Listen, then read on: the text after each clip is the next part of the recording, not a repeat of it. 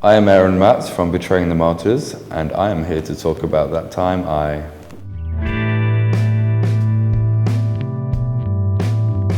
not necessarily getting lost, but one time driving in Texas, we ran out of gas in the van, and it started getting dark. We were there by the edge of the road, and we were trying to, wave cars down.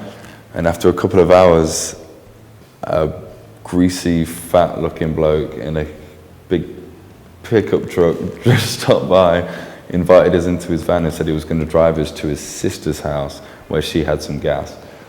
So I sat in the back of the truck, and our tour manager was in the front, and this guy wasn't speaking at all. It stunk in his van, and we just started thinking about that movie Texas Chainsaw Massacre, and I'm there on the back seat, and I'm like slowly reaching into his tool bag, and I've grabbed a big screwdriver, and I'm holding the screwdriver in my jacket, absolutely shitting myself. So we start driving onto this big ranch, bunch of rusty structures and stuff. He leaves us in the van and walks into this little trailer park house, and I am absolutely certain that he's going to bring out a chainsaw and cut us both up. And then he brings out a can of gas, and he takes us back and saves our lives, so didn't die.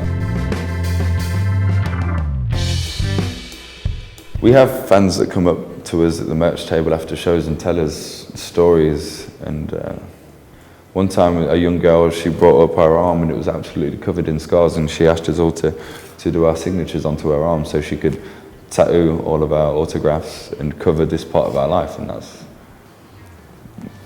already, that somebody can talk to you about those scars and about this part of their life is incredible, but to use your platform and your name to cover that up as a way to move on is incredible. That's something that really took me back.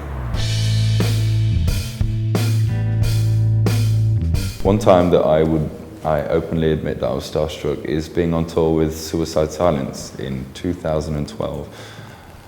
Having met the guys before is a completely different situation, but yeah, we got to tour with Suicide Silence in 2012 when Mitch Lucker was still alive. And on the second day of the tour, he came up to me and asked me if I knew any hairdressers. Me being from England, absolutely not. But I had a beard trimmer in my bag, and I knew that I could cut hair sometimes. And he turns around and says to me, "Okay, if you can cut my hair tomorrow at the Anaheim show, I will give you a bunk in our bus for the rest of the tour." And sure enough, next day I cut Mitch's hair, and I rode their bus for the whole tour, and we became best of friends. A real proud and high moment for us in the band was in 2012 being able to tour with Slipknot, Motorhead and Slayer on the same tour. That was absolutely mental. But one time that always sticks out for me is playing the Brixton Academy with Alexandria in 2013.